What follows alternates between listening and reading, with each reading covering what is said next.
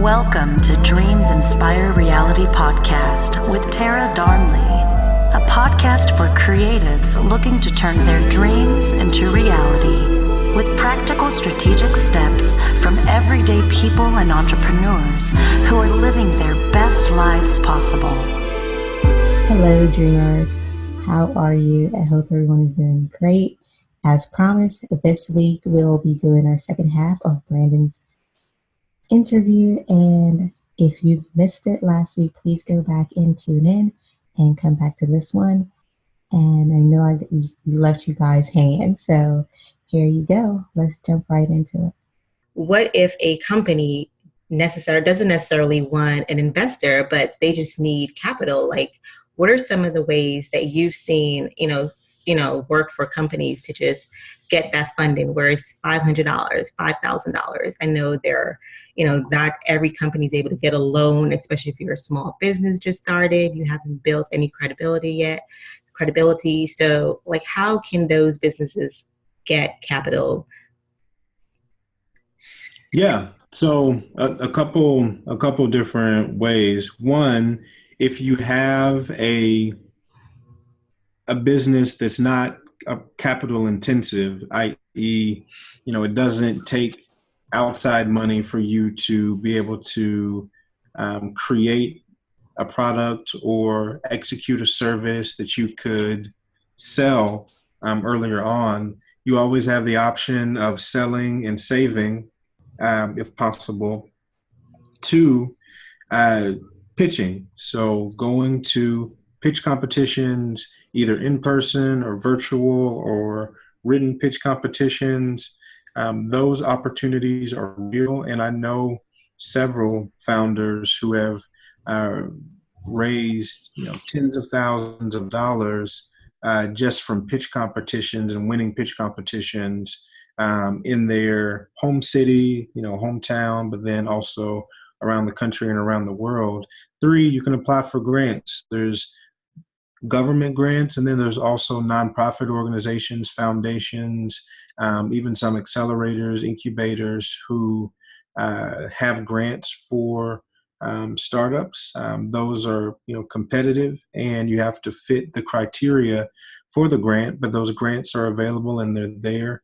I mentioned equity crowdfunding previously, for investors, but if you are a early stage startup and you feel like you have a strong network, you can set up an equity crowdfunding campaign on an equity crowdfunding platform and raise money from non-accredited investors. And non-accredited investors are basically about 95% of the population in the United States. To be an accredited investor, you have to be making over 200K in consecutive years, more than that if you were a couple, or you need to have $1 million net worth, not including your primary residence. So that's a very small group of people that are accredited investors. So people talk about, in particular for Black and brown entrepreneurs, for women as well, in some cases, not having the friends and family around because friends and family don't have money. It's not that friends and family don't have money to invest in the business. It's very often that friends and family aren't accredited investors, and so they're legally barred from being able to invest in a startup, which is true until, unless you run an equity crowdfunding campaign. If you do that, then friends and family can, invest in your business, again, for as little as $10. So that's another option that's there. And then the last option that I'd say is there for entrepreneurs that are looking to be able to raise money is, can you trade your service, or can you trade your expertise as an entrepreneur, or your expertise in accounting or in marketing or in some other business sense, trade that for funds with another startup? So is there another startup in a co-working space?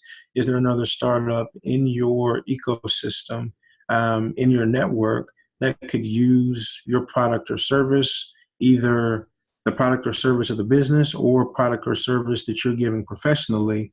And if so, then what value can you get from giving them your service, and potentially, that'll get you, a couple hundred, to potentially a couple $1,000, depending on, what the services are and how many startups you work with. So there are a few options to get money if you are an early stage startup, without having to go to a bank and without having to go to, a more traditional angel investor or, institutional investor. Thank you for mentioning pitch competitions. That's actually how I was able to meet Brandon, through, pitching for Steve Harvey's Thunderdome and another pitch competition called the Ers Only Pitch Competition. So I highly recommend, just go out there and pitch. There's so many different pitch competition, and the funding is, endless. I've known people to get over 100K in pitch in. So there are definitely pitch competitions out there where you don't have to worry about anyone, investing in your company. So my question for you, Brandon, would be like, what are the best practices in having a good pitch? What are the do's and don'ts? Yeah, so a pitch is really a conversation that you're having with the audience, and so the first thing is, I think, knowing the audience that you're pitching to. Are you pitching in a public space to consumers, or are you pitching in a private space to investors or to a private panel of judges? That makes a difference in terms of your potentially in terms of your fundamental approach to the pitch. Beyond knowing the audience, I think there's a couple of pieces to putting together a pitch. Number one is how you're saying what you're saying is very often more important than what you're actually saying. So you want from the first time that you open your mouth for the audience to understand that you are not only uniquely qualified to solve this problem, to take advantage of this market opportunity, but you want the audience to believe that you are uniquely enthusiastic about solving the problem. That's the first thing. Number two, in terms of putting together a good pitch, you want to translate whatever you're saying into a language that the audience you're speaking to is going to understand. So you're not going to speak in the same way to an audience of consumers that you would speak to an audience of investors. Investors are going to want a little bit more detail. They're going to want to understand a little bit more about the business. So again, back to knowing your audience, you're going to want to translate whatever it is you're saying into a vernacular that the audience is going to be able to understand. Number three, when you're pitching an audience, generally speaking, the audience is going to assume that you're an expert in that area that you're speaking about until you give them a reason not to.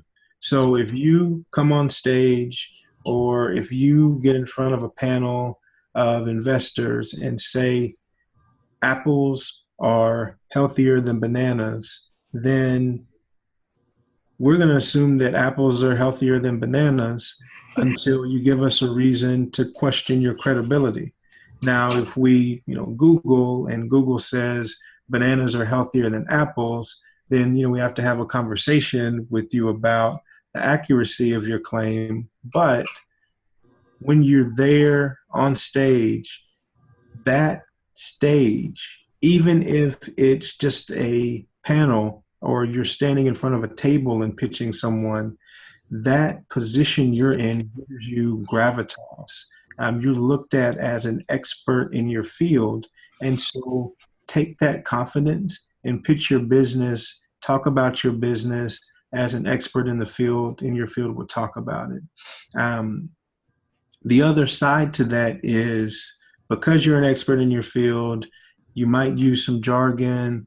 You might talk about the business in a way that's a little bit more complex just because you're involved in it every day. So what I say to people is, think about explaining your business to a 7 or 8-year-old child in about 90 seconds. If you're able to do that in a way that is simple enough for that 7 or 8-year-old to understand it, and also in a way that's entertaining enough to keep that 7 or 8 year old's attention for about 90 seconds, you're going to be in a good position. The last two things go back to what I said earlier. Um, Traction. Traction means something different for everyone, but whatever it means for you and your business, you want to include traction and be able to deliver what traction means and how much traction you have to date succinctly in your pitch. And then you have to ask for something. I think I've seen more times than I can count entrepreneurs get on stage or get in front of investors or even, pitch at casting calls, and they'll have a great pitch. They'll share their story. It'll be simple. It'll be nice and succinct. They'll have some good traction, but then they don't ask for anything. Know how much money or know what resources you need to be able to take your business to the next level, and be confident in asking the group, the audience, the investors for that amount of money or for those resources. And then the very last thing is, if there's some personal connection you have to the problem that you're solving, if it's a problem that impacts you personally or impacts your family personally, it's not the most important thing, but it is something that will humanize the story and the business. It's something that will connect with an audience of investors or consumers on a human level, and it's something that will round out everything else that you may have included in your pitch. So if you include those pieces, again, whether you're pitching in a public pitch competition or to a private room of investors, or pitching in a commercial to consumers, or doing a crowdfunding campaign, whatever it may be, if you include those pieces, you'll definitely be in a competitive position. I love that. So your product needs to solve a problem, number one, and have a great story. I think those two would be my top one that's helped me. I know you help and assist entrepreneurs in getting on Shark Tank. How has that process been? Have you seen an increase in, people of color applying, entering, and actually winning? Like, how is that? I know that has to be like a fun process to just, seeing tons of creatives come out and, bringing their dreams to the table. Sometimes going away with nothing, or, having to come to terms that now is not the time, or they may have to go back and, fix something, or the market is just not ready for their product. Yeah. So, Shark Tank, I think, has been great. I think it's an entertaining show. I say that as objectively as I can, having, worked for the show. But I think it's great in that it's gotten a lot of people interested in entrepreneurship. And I think all of the sharks and the producer, Mark Burnett, and ABC and Sony, who owns the show, they all take very seriously the responsibility to educate and inspire, in addition to the responsibility to entertain with the content that's created. One of the things about inspiration is that inspiration is easier when it comes from someone who shares your life experience, who looks like you, who talks like you, who maybe is from a similar place, similar culture, similar community. And there wasn't enough of that on the show several years ago. So we launched this Shark Tank tour focused on bringing more diverse ideas and more diverse voices to the show. So targeting more women, more people of color, more young people, more veterans, etc. And we've had definitely good results from that. We do casting calls in 8 to 10 cities every year, again, focused on finding more diverse entrepreneurs and really take the brand to places where big brands may not normally go. So we, went to Brownsville in Brooklyn. We went to Anacostia in Southeast Washington, D.C. We went to East St. Louis. We, went to places that have historically been marginalized and or socioeconomically depressed for a variety of reasons. And what I can tell you is this, before doing these tours and meeting these thousands of entrepreneurs, I could tell you anecdotally that talent is everywhere. Yes. But after doing these tours for several years, meeting thousands of entrepreneurs, I can tell you without a doubt that the spark of innovation and the grit that's necessary to grow a business over time, they exist in every community, every culture, every color, every gender. But the reality is the resources to support those entrepreneurs, the resources to support those businesses aren't in every community. True. And part of the mission for Shark Tank and doing these tour and doing the casting is, yes, getting more people on the show so that we can inspire and educate the entire audience, so that the faces pitching on the show can reflect the faces in the audience. But the other piece is hopefully attracting resources to some of these communities that have the talent, that have the spark, that have the grit, but need the resources to be able to compete with other places that don't have a problem attracting resources in the same way. I love that. And that is so true. More often so, you find talented people, innovative people, but they lack the resources to just, take them to the next level. And sometimes the resources are just so simple, the things that we take for granted. So I definitely agree with that. And we're going to wrap this up with a fun round. So our fun round is I'm going to ask you some simple questions. I don't want you to think too hard about it. It could be like a 1-sentence answer. Are you ready? So what is your fave biz tool currently? Your fave business tool that you cannot live without? I can't live without Buffer and High Play.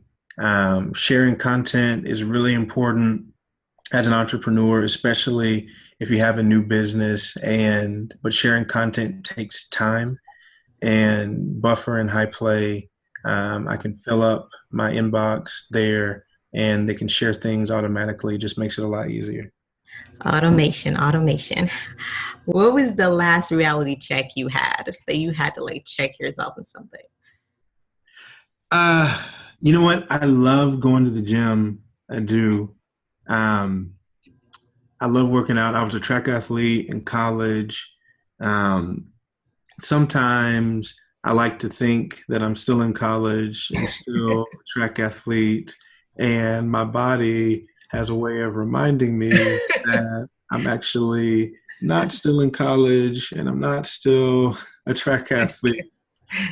So my body reminded me of that earlier this week at the gym.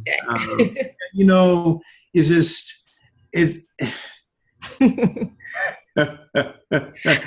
you want to challenge yourself, but you also have to realize that you're not training for the Olympics. You're just trying to stay in shape. Hey. So I think my body gave me a reality check earlier this week. I think being an entrepreneur is enough Olympics for us. No. Well, who was the last person that inspired you? Last person, just today, I connected with an old classmate of mine, actually, from undergrad, from college, and she wanted to talk to me about entrepreneurship. So she was like, "Brandon, saw you doing this business stuff. I just moved to the area. I'd love to chat about entrepreneurship." I said, "Okay." And she has this great new business idea. She codes things herself, so she wants to build this platform, which is great. And I asked her, how she went from studying what she studied in college to doing what she's doing now. And she said she asked. So she was working a job, processing insurance or something like that, and said, this isn't for me. So she asked her boss, could she do something different? She wrote a proposal, pitched the proposal, and they allowed her to go into education technology, which is the area that she's in now. And now she's building platforms in that space. And so I'm just always inspired by entrepreneurs, but also by people who aren't afraid to ask the question. And maybe she was afraid, but she overcame that fear. I'm always inspired by people who advocate for themselves and people who aren't afraid to put in the work once an opportunity to potentially move up presents itself. So definitely inspired by her. I love that. What is the biggest biz mistake you've made? Biggest business mistake has been back to my earlier point about having a short decision cycle or solution cycle. Biggest business mistake has just been taking too long to make decisions very often because, again, as an entrepreneur, you care so much about what you're doing and you want to get it right. But at some point, the time that you're spending trying to get it right puts your business at risk more than the original mistake that you made. And so time and time again, I have, taken too long to make a decision. And that has exacerbated the problem and made it much worse than it was beforehand. So sometimes people ask me, Brandon, how'd you get good at solving problems? I tell them I'm really good at making mistakes. And so I've had a lot of practice at the problem solving thing. I like that. I've made a lot of mistakes, so I'm good at solving problems. I like that. What is the best life lesson you've learned? Best life lesson for me has been not not hesitating to volunteer when someone has asked for help or needed help. Sometimes those have been paid opportunities. A lot of times there have been unpaid opportunities. But I think looking back on my career, both leading up to working on Capitol Hill, working on Capitol Hill, and then my time as an entrepreneur, it's been the times that I have said, yes, I can be helpful here when someone has needed it, whether or not I necessarily always knew that person or always had time to do it. Sometimes it just feels right to raise your hand and say yes. And so I've learned to give in to that impulse because again and again, it's led to solutions and positive results, in that moment, but also has led to really incredible opportunities, personally and professionally for me. Love it. Who's your favorite entrepreneur? Favorite entrepreneur? Just one, just one. Yeah. I think favorite is somebody like George Washington Carver, who the inventor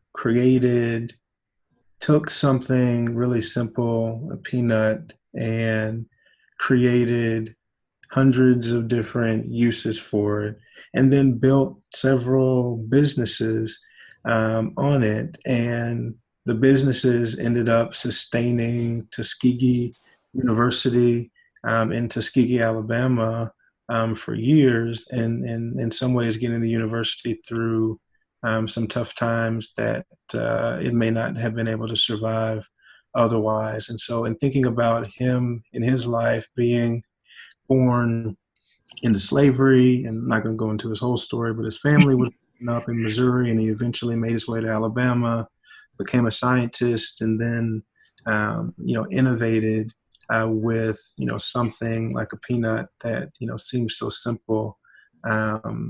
Is an incredible inventor, an incredible, I think, solutionist, incredibly resilient, and then a really, great entrepreneur that left a great legacy there at Tuskegee. That's a really, really good one. And lastly, what is your favorite quote? Favorite quote. So again, I grew up, so I don't know if I mentioned, but I grew up in a small town in South Alabama. Grew up listening to Dr. Martin Luther King Jr., his speeches, learning about the civil rights movement. During the Montgomery bus boycott in Montgomery, Alabama, Dr. King knew a woman called Sister Pollard. And Sister Pollard was like a mother figure, not just for Dr. King, but for everybody that was a part of that movement there. And, Sister Pollard was old during the movement, but she was still walking like everybody else. And, one day somebody passed by her and said, do you want to ride? And she said no. And then, the people asked her, well, aren't you tired? And Sister Pollard, as Dr. King would say in her ungrammatical profundities, said, my feet is tired, but my soul is rested.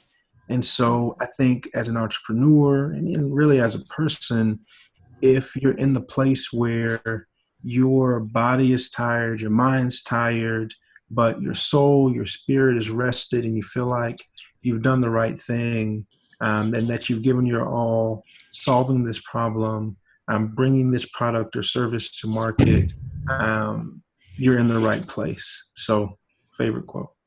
I love that. Thanks for the history lesson. That was an awesome way to end it. And I appreciate you coming on. Guys, that was tons and tons of gems. So I hope you guys are taking the notes and you're ready to execute and implement all these tips that we've shared with you today. Definitely, if not anything and you're seeking capital, make sure you're presenting yourself as an expert in your field and go out there and pitch. Like, you have absolutely nothing to lose. The most that the judges will say is no, next, and you have more opportunities. So definitely, position yourself in your area to be an expert and to know your product and create a product that actually solves a problem. So again, Brandon, thank you so much for coming on. What is the best? Thank you for hosting.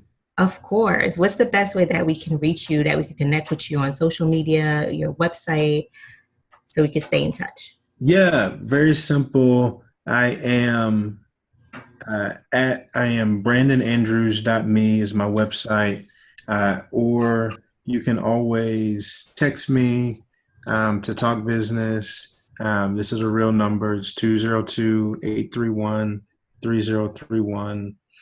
Always happy to chat, and all my social profiles, etc., are on brandonandrews.me. I love that you have a text number for people to text you. I need to implement that. I love that. Well, thank you, Brandon, and have a great day. You too. Thanks for hosting. Dreams inspire reality. Turn your dreams into reality. Hey guys, thanks for listening to the Dreams Inspire Reality podcast. I hope you receive some practical steps and tips you can begin implementing and executing today. If you like this show, do me a favor and subscribe, rate, and review on iTunes. You can find us online at dreamsinspirereality.com and also across all social media platforms at Dreams Inspire Reality. Let us know how you enjoyed this episode. Until next time, dream big and execute hard.